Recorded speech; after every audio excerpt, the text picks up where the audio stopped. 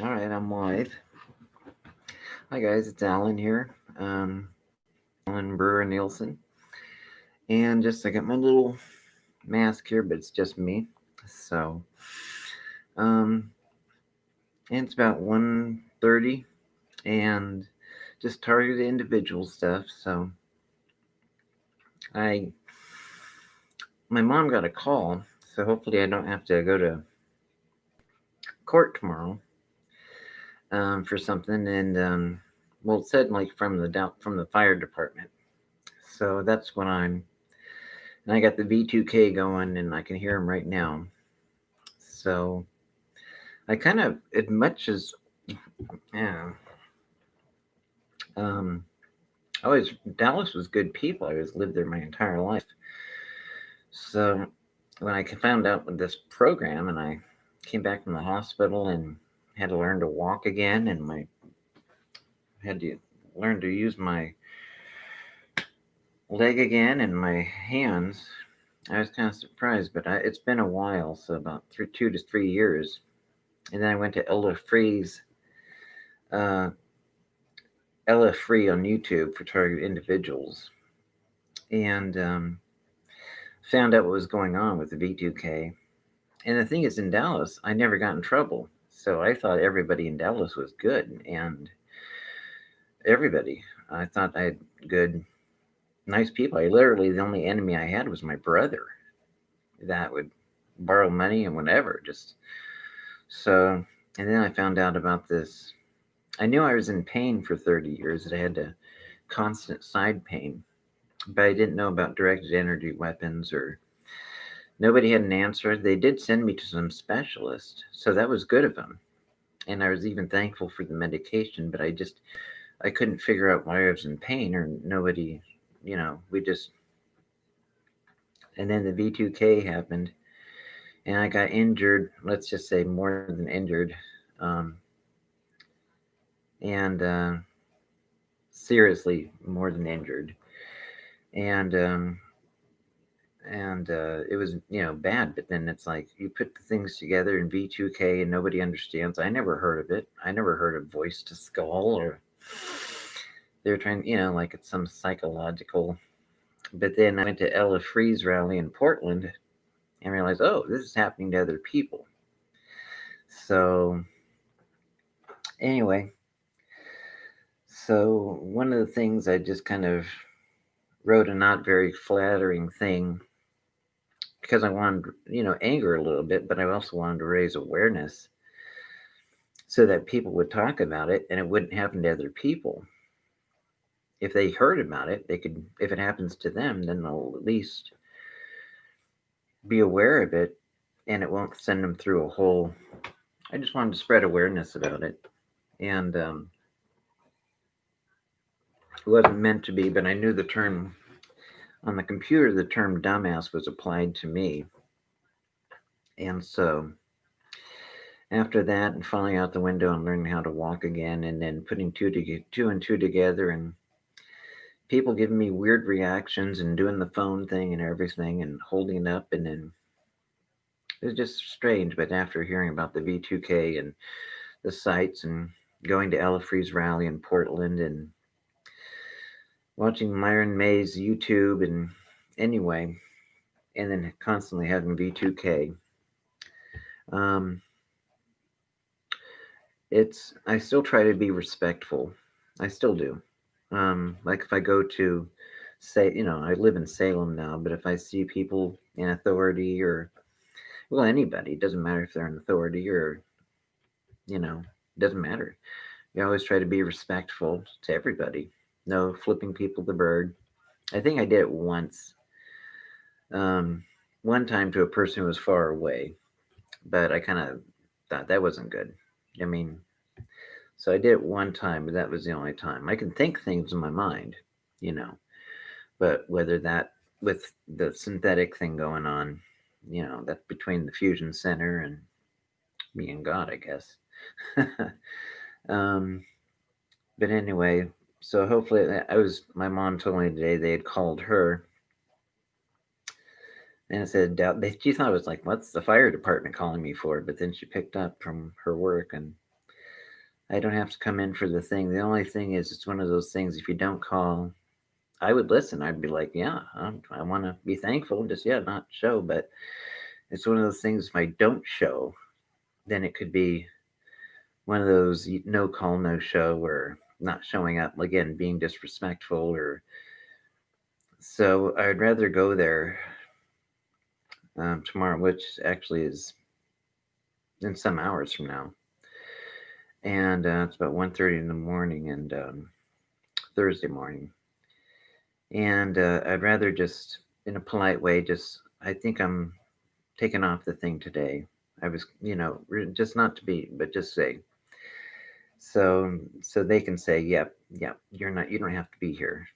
Um, it's like, okay, good, because that's what happened yesterday. They called my mom, and it's like, yep, you don't have to. Yeah, your son doesn't have to. And it's like, okay, great. So my mom called me at 9 in the morning, and she said something like, they tried my phone, but my thing was filled up, my answering machine or something like that. And I don't know that. I'm not good with technology, so I didn't really hear, but it could have. But they called her, and so that was nice of them and let me know I don't have to. So the only thing is, well, I still probably need to show, just to show, just so that it's not some, but not to go there to be, just, or defiant, just to show them showing up and not being disrespectful, so nobody could, you know, say I didn't show up or something. So anyway, I just don't want any street theater to stop it, me showing up, or something where, when you're a targeted individual, from either from previous experience. One time, my biological dad had called me and was trying to get me into a center, and so I took a cab, borrowed 20 from my mom, took a cab to a center, and then I went to the center. They dropped me off to get some treatment, and then I go all the way over there, and then they said my dad had talked to the main person, made all the arrangements, and I get there, and then they said, no, we don't have any. Nope, nobody talked to us. Nobody opened the door, and then I had to walk all the way home, which was probably an hour and a half to 2 hours.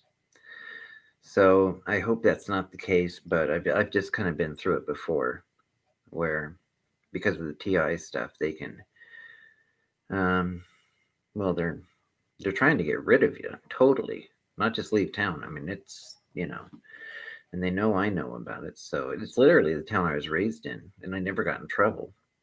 And to be honest, I always thought everybody there, from city hall and police and everything, I thought they were all church people, whatever.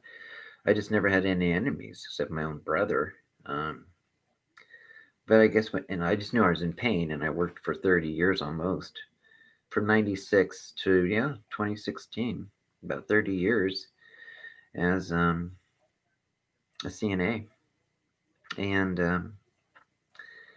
caregiver CNA, and so no problems. But then this weird stuff started happening, and hearing the sounds coming up from the walls, first from the walls, and then I knew somebody was effing with me.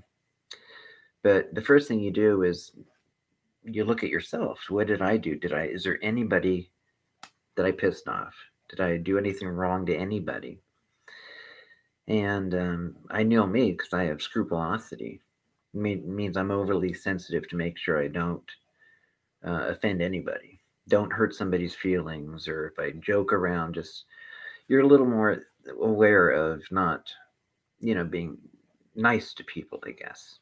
It doesn't mean you have to be a doormat, but I think when you're raised religious, and you take the whole idea of turn the other cheek, and 70 times 7, there can be this thing of forgiving somebody and letting 70 times 7, um, but you try not to be like a doormat about things either, to let people just walk over you. Anyway, that was a while ago, and this taught me, all right, more Old Testament than New Testament on that one. More, don't look for arguments or fights, or don't have a chip on your shoulder. But if you think something, and something's going on, you met other people going through the same thing, then people can't do that old. It's your psychological. The people who say that, they might be well intentioned, but they just don't understand. They haven't done their homework on the patents. They haven't looked at the White House um, bioethics, presidential bioethics from President Obama. He had put Anthony Fauci's wife in charge, Dr.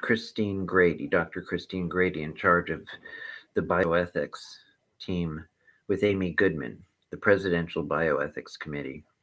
And in 2011 and 2012, um, they had two things for a few days each year in 2011 and 2012. And it was tried to get to the bottom of this targeted individual program, what they call it. That's what we call it.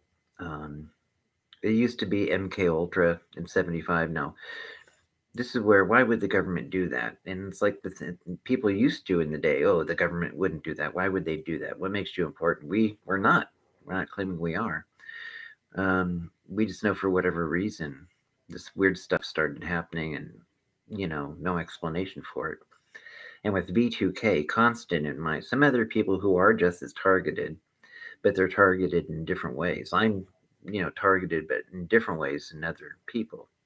And though they're people, I'm just as targeted as those people are, but it's different. They have a different type. Sometimes they get head directed energy weapons, like constant headaches. Mine was a constant side thing, and still. But now with V2K, and that's what put it together, that my side pain wasn't. It was like directed energy weapons. And it's like, oh, I didn't know it. I would not have ever known what it was for all these years. And then that happened. And it's like, oh, it's to literally, if the government has a program like this for 20 or 30 years, and of course you're putting people through a radiation torture program, and if you're in pain and torture, what do? You go to your doctors or hospital to try to find something to solve it or alleviate it. So for some of us who weren't getting answers, um, a lot of us had pain medication. And so in 2011 and 2012, the White House had their committees, and it's supposed to be on bioethics.org. The whole Amy Goodman, Christine Grady, Dr. Grady, Anthony Fauci's wife, committee with the 10 other people and 200 to 300 target individuals. But if you don't see, I couldn't get it on my computer, bioethics.gov. So I found it on James Lico, Lico, YouTube, Ella Free, but on or 131 Kimber, or 2012 target individual evidence. So they'll have it still. Anyway, so for people who've been through this process and have gone through this torture thing, painful thing, wireless technology, implants, call it whatever, I don't know. Suddenly in 2015, all the doctors quit giving pain medication. And so we don't know how many targeted individuals was part of the people that died in 2015, 2016. We don't know. Nobody knows. But there's still a lot of us around still, because we're talking on Ella Free or Romola D, Karen Horton, targeted in Massachusetts, PACS, PACTS, Citizens Against Harmful Technology, Freedom for Targeted Individuals, that's Ella Free's group. There's a bunch of us. These are just groups. There's TIs in Europe, TI Television even. We had some hope that the United Nations with Niles, whatever his name was going to mention target individuals to the UN. We don't know how much of this pandemic is part of, I was watching Romola D, and she showed something that called it the plandemic, where it showed something from the WHO, where it showed in their own paperwork they were planning this from years before. Anyway, it's worth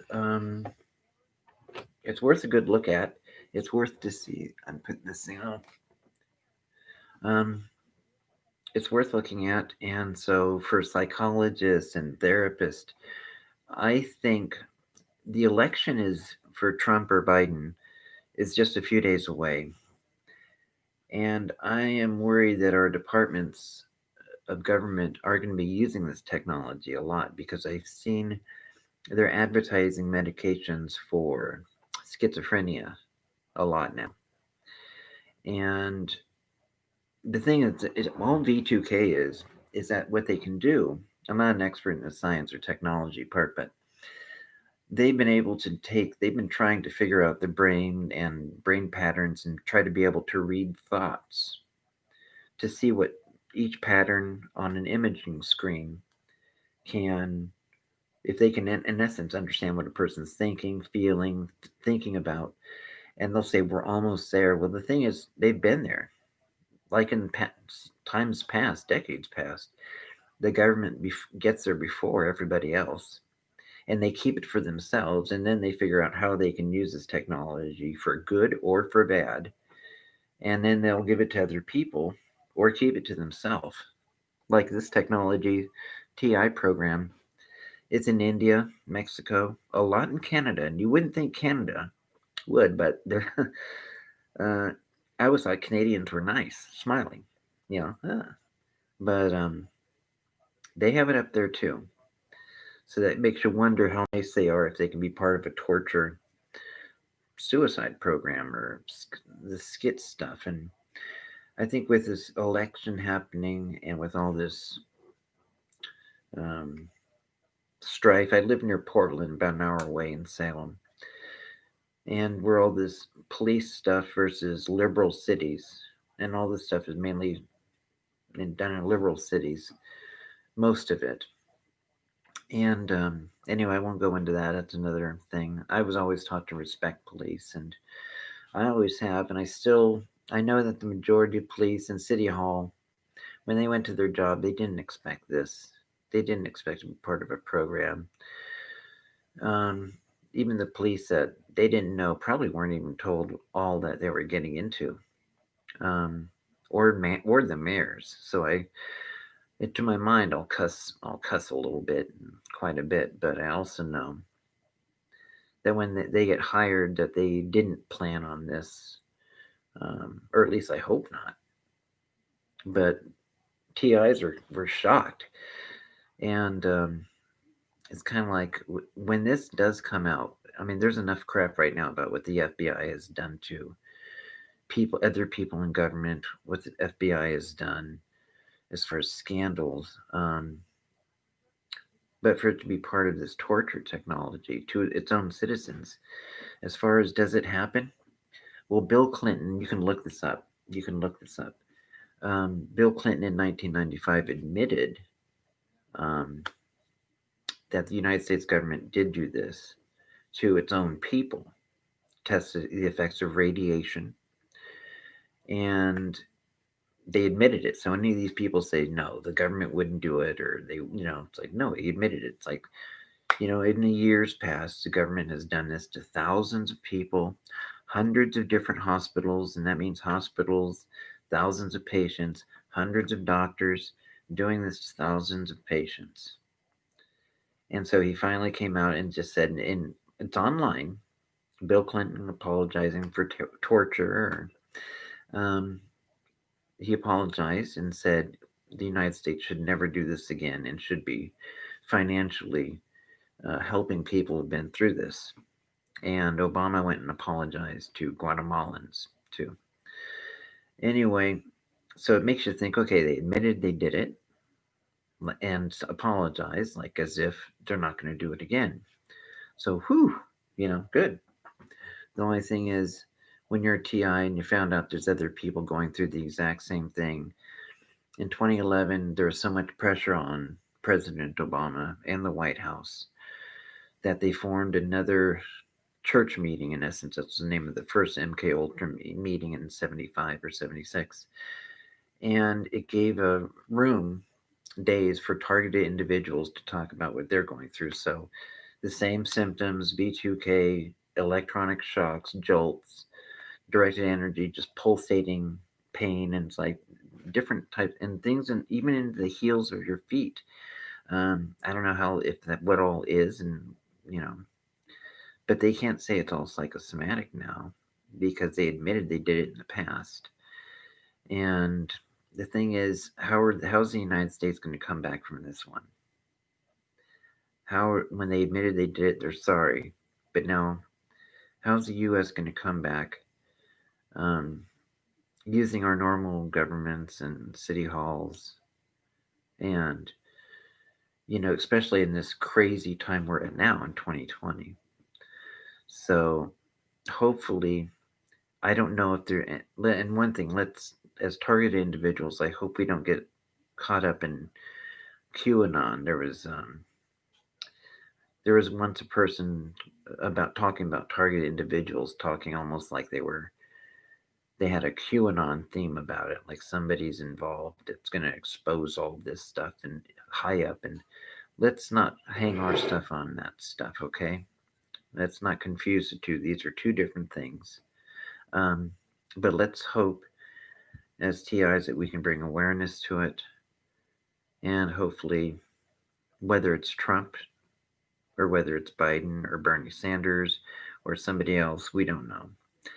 We as TIs just don't want to be tortured, and especially if you've gone through it for 5 or 10 years, you just don't want you want to do something so that other children won't go through it either. Um, because if you look at the history of science and medical experimentation, there's quite a few books about how science and medical experimentation. A TV show was Cheryl Atkinson's TV show about, I don't know if it's called Up to the Minute, or anyway, Cheryl Atkinson, a news reporter, had one on experimentation and how even babies were experimented on without telling the parents. So it's still going on. And even children are being experimented on. Babies are being experimented on with new breakthrough medicines and technologies. So, oh, Tanya, hey, it's funny. I was just talking and I didn't see you there. I'm sorry. Oh, it's good. Oh, I didn't. I'm sorry, Tanya. It's funny. I didn't even look at the thing here because I forgot that's even there. I'm glad to see you. Oh, a surprise! It's great to see you, hon. Yeah, I'm supposed to go to a court thing, and they said that I don't have to. So that's what I'm hoping for. But I got to show up anyway just to make sure. So how are you? Yes, we are born into this torture program. I don't know if mine happened.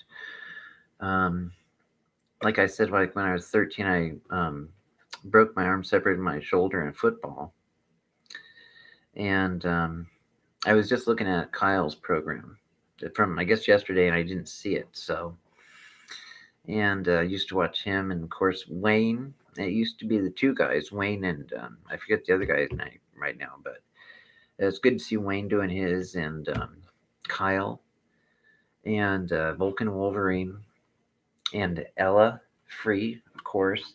I went to Portland's rally. That was great to meet her and Hank and Ella and Matt, Dr. Matt, and a lot of the other TIs, and that was wonderful. That was the first time I went to that rally that I had actually met another targeted individual. Um, yes, good tonight. Made my day. I'm glad to see you. And but it was funny because my targeted individuals, she was on today. I did see the notification she was going to be on, and I think I just missed her, but I wanted to see it. I looked up at some previous ones, and whenever I go to sleep around 1:30 in the morning, 2 o'clock, I have her stuff playing so that when I sleep, I can hear it. Somebody talking in the background, her interviewing somebody, and so I like to have somebody talking, and that's or a fan going. So, but it was funny when I went to Portland. Um, they told my two V2K handlers had told me that they'd canceled the Portland rally. Your dog's chasing a fly. Yeah, I'm actually moving to a different place in about a month, but I'm hoping to get probably a cat or a dog, but probably a cat. So, and but just hearing that really helped. So it was great. I went up to Portland, which is just an hour away from Salem. And Portland's where they're having all that um, police and George Floyd protests still here in the United States. Get that dog chasing the dog. And so I went there, and my handlers, my V2K handlers, were telling me that all the Ella and all the other people, they canceled the meeting because they found out I was going to it, or they moved out. There's just some weird stuff. But they said my V2K handlers were telling me that they stopped, that they canceled it because of something, and probably because they knew you were coming. But they said so. I went and stayed the night in front of the station, and I've never been like a protester or nothing, but it was strange because I wasn't a big anti-police person or any of that stuff, but I went and I stayed the night there, and I was sleeping, and these two police people were walking by, and I'd never seen them before. I'd never go to Portland, and one told the other one, while I was just laying there, they said, "Oh, that's the guy. That's the former That's the CNA guy, CNA, a caregiver in a nursing home that takes care of old people." And then he goes, That's the CNA guy. Excuse me, the former CNA caregiver in a nursing home." And that's what he said. He had already known who I was, what I did. And like I said, I haven't been to Portland 15, 20 years. And they were already talking about me, knew my job. I don't know if they knew my name, but so my handlers have already called him and told him who I was. And so anyway, I went up to the next day, I think it was Thursday, that they started Ella Free's thing in Portland. And I was so happy because it was like 5 or 10 minutes late, and I was in this courtyard. And then I finally saw these people putting up ads and putting up V2K and target individual stuff. And I thought, oh, because I thought they were late or not showing up. I literally thought they did cancel because I couldn't find anything. The night before, they had a thing at a restaurant, and I went to the wrong place, and I thought maybe they canceled something. So I'm just like, you know, I'm just glad that they showed up. And I was like, oh, good. You know, it's real, and there's other people, and to actually be part of it. So a big part of my everyday thinking does entail this TI stuff, because you always hear the V2K people. And there's a little part of me, even though I've gone through a lot with it, I also think it wouldn't be always that fun to be them listening. It's like my mom says, it'd be kind of boring listening to watching my thoughts, just because it's kind of like, you know, I mean, it's probably funny at sometimes for them because I do something stupid, but it's like but it's certainly not sympathy for them because anyway, yeah, I don't take them too serious. I think it's like a gal from Portland was saying, don't listen to them, try to block them out. So anyway, let's see what's on the day. I wanted to go see Ella's stuff, but I was just a little late, so I'm trying not to listen to them. So once in a while I get those little jabs and everything. So and so well, in a couple of days here we're going to have our big election. Well, I guess in about a week, a little over a week. So and so that's what everybody's worried about. So how that's going to go. So that was great though to actually turn around and see, because I forgot all about the live chat. Totally forgot about, and just like I was like, oh yeah, oh my friend Tanya, shoot. I think of you, and it's like Wayne and Cheryl, and just some TI family there, and just like, and especially when it comes to Kyle's chat or Ella's, you know, it's it's good. I get encouragement from there. So, well, it's heading about 2 in the morning here, so I'll probably, I don't know what time over there it is, but for here it's about 2 in the morning, so I'll probably get a couple sleeps, few hours of sleep until I have to go in there and show up in the morning. So at least they said, or called my mom and said that, I don't have to. It's been called off, so thankfully. But still, if I don't show up, I'd be worried that that could be used against me or something. So, all right, Tanya, you have a good night, and all the other TIs, just keep your head up. And I think with Kyle and a lot of the stuff that we know, I think we're gonna pull through. So it's good to have a TI family, though. So anyway, Tanya, thank you.